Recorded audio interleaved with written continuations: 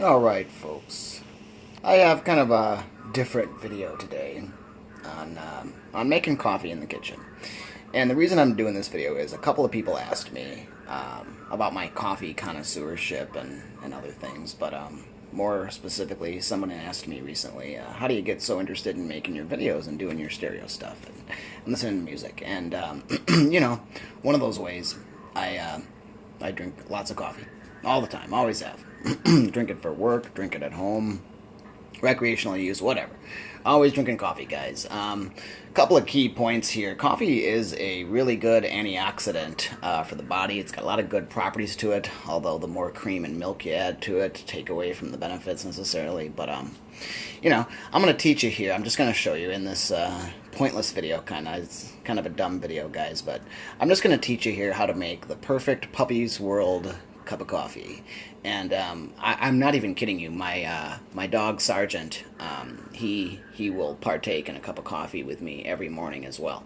We kind of sit out on the back porch together, you know, and he always is waiting for his cup. You know, he's sitting there with his tongue out, and yeah, he will go on a full cup of coffee. Now, the trick with the dogs is to have decaffeinated coffee, and if you're going to give them real coffee, well, don't give them much. But it works as an antioxidant for them too. It just, you know, he prefers the top frothing of it. But okay, I'm going to show you how to make the perfect cup of coffee, guys, Puppy's World's way. And there's just a few key points. You know, I'm always partial to the Krups stuff. This used to be a complete Krups kitchen. I used to use, I'll show you in a second. I used to use this guy at all times for doing coffee and espresso, but I got my little coffee bar here, and before we tear down this kitchen completely and start my remodel, it'd be my second kitchen of doing it on my own. I'm waiting on like parts for like granite and stuff, and the backsplash tile, going with a subway tile theme and all that. But yeah, so before I tear down my kitchen, I just wanted to show you how to make the perfect cup of coffee Puppy's World's way.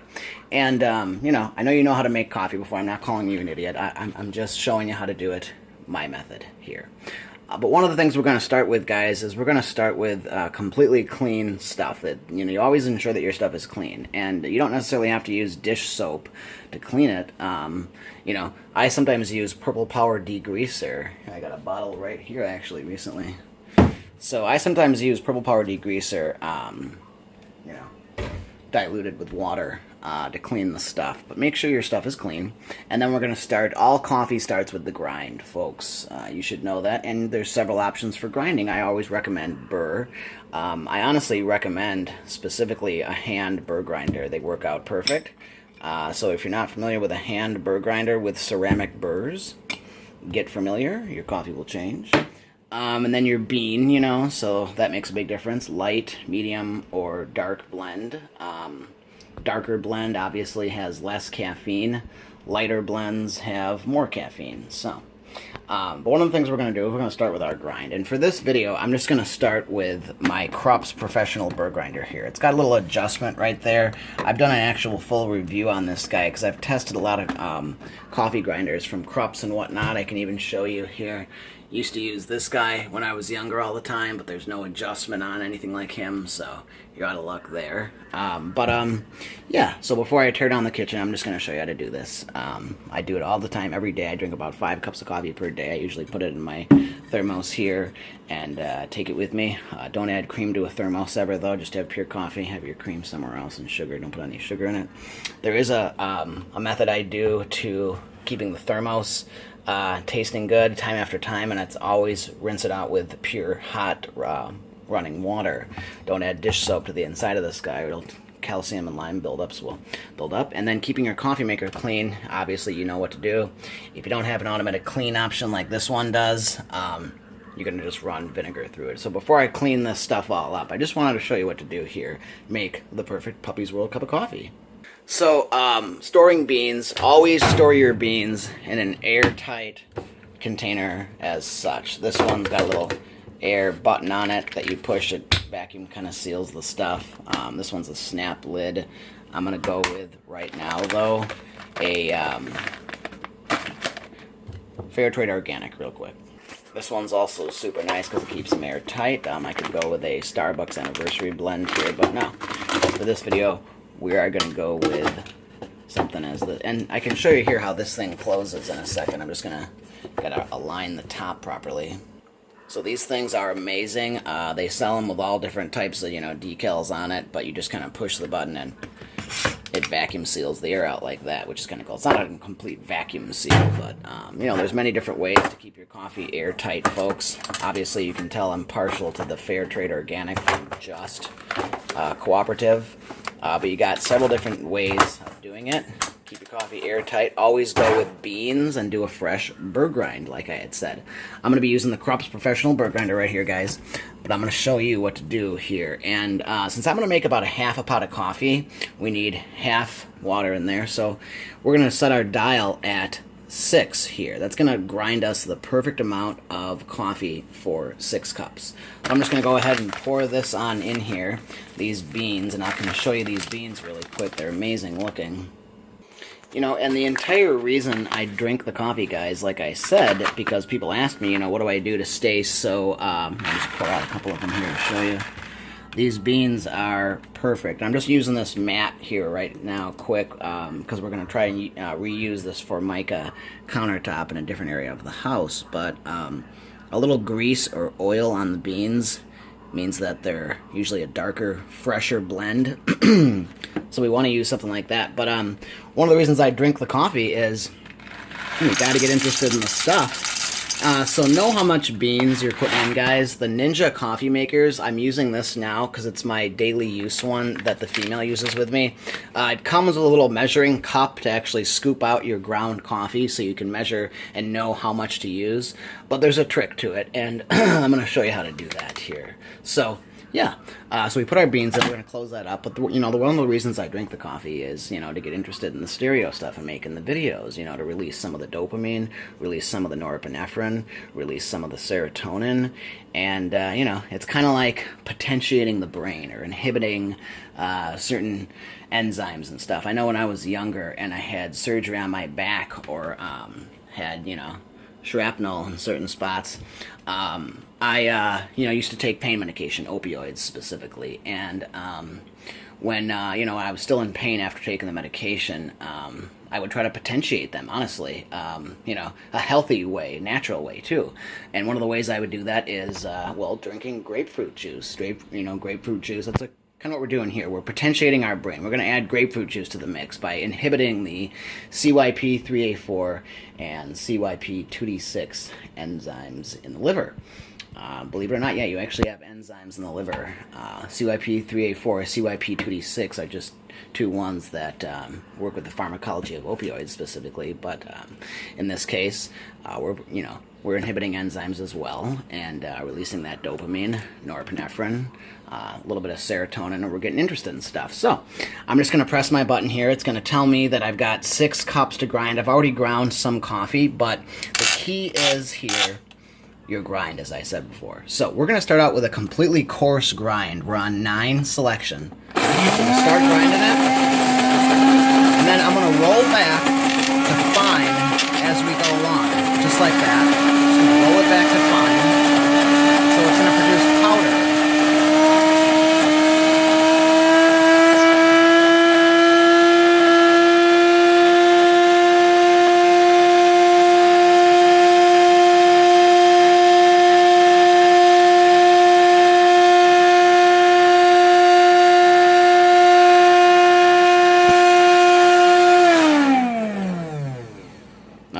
Obviously, I didn't put enough beans in there for a full 6, so we're going to be doing a lighter blend. I'll clean this up later, but you're always going to get a little coffee dust when you go in a real fine blend.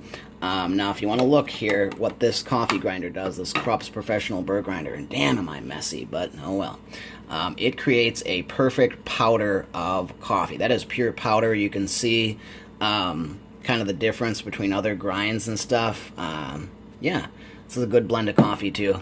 It's a dark roast from Honduras, single origin, complex, smoky, dark chocolate. And chocolate for a specific reason, guys, because I'm going to make the world's best cup of coffee today. So, one of the things we're going to do, we're going to also start with a very, very clean filter, your factory filter, but there is a trick too.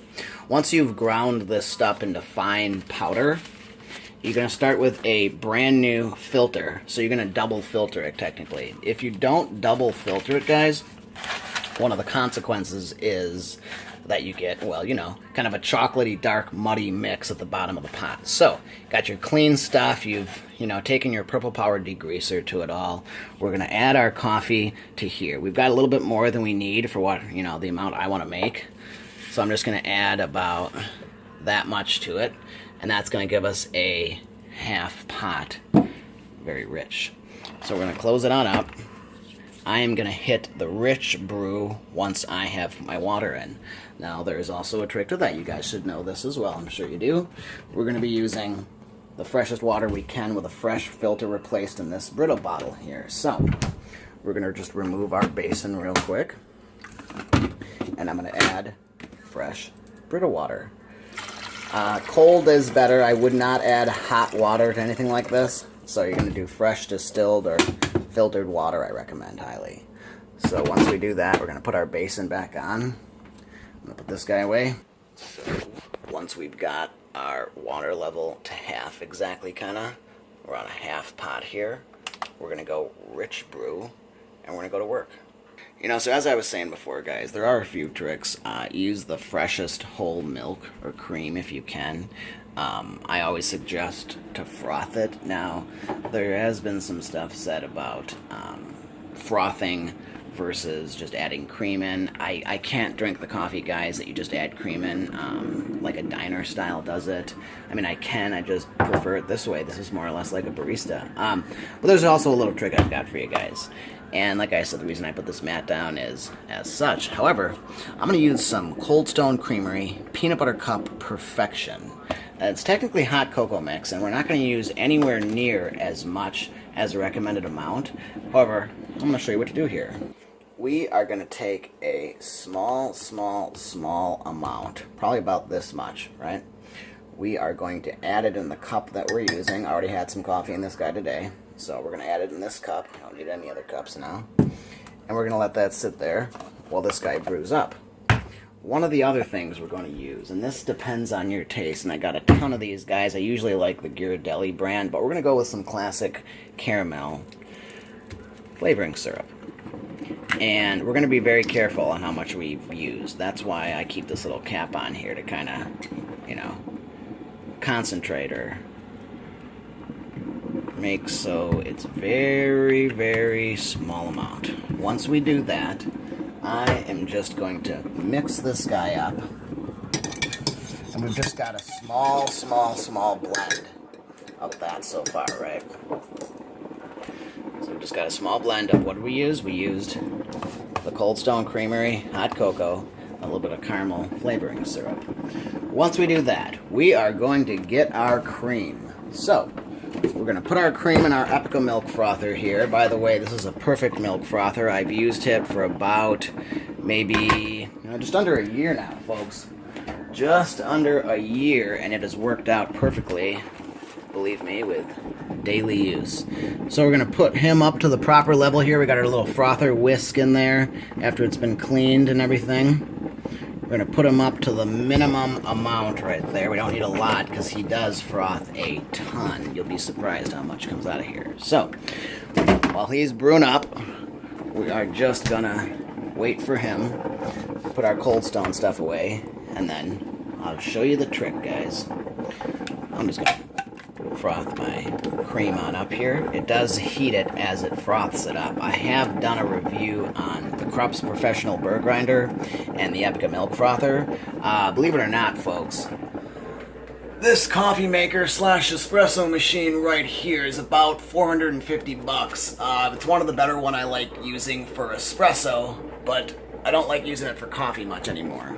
Hence the reason I use the Ninja. We used to go with the little cups. I forgot what they're called, but it's like one of the most common form of coffee makers that females like to use, with those little inserts. I'd have to think of the name of it, but Keurig, the Keurig coffee maker. It's probably one of the most common for people that don't drink coffee a lot, that are trying to get a flavored thing out of it. But this one's got a specialty concentrated brew option on it as well. So, yeah, the Ninja is very common. The newer one they sell now for about $200 has a side frother on it, but I do not recommend using that one as it doesn't heat the milk or cream as you're going along. This one heats it up. It's extremely efficient, and both of these things can be bought. Now this guy's about 70 bucks.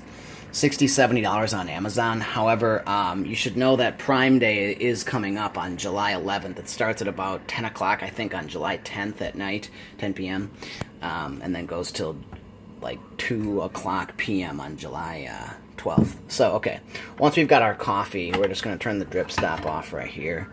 We're going to show you beautiful, beautiful rich coffee that produced. We're just going to give that a little mix, and then we're going to add some sugar as you would. In this case, we're going to use some new sugar. We are specifically using some organic sugar in this case, but it's specific to the cane and the region of which I got this, so hence the flavorful, amazing taste.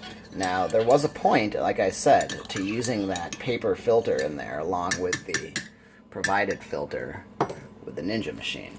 So, we've got our cream frothed up. Now, one of the things I like about this is if you wait too long, you can froth it up a second time if you like, even to get it more whisked or whatever like that, you know. So, and this machine actually knows if you're frothing it for a second time or if it's your first time frothing. It won't run as long. I kind of showed you, I think, in the video as to how long this guy took.